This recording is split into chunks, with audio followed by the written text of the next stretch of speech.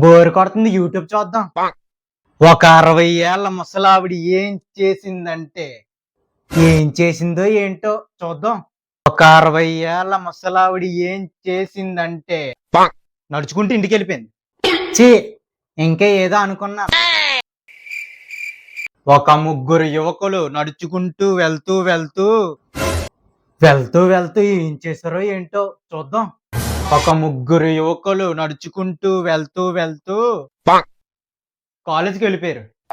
చీ, తంబనెల్స్ నమ్మకూడదు ఇంకా. ఒక అమ్మాయి వాళ్ళ ఇంట్లో కత్తి తీసుకొని ఏం చేసిందంటే చూద్దామా వద్దా? ఏం చేసిందో ఏంటో చూద్దాం.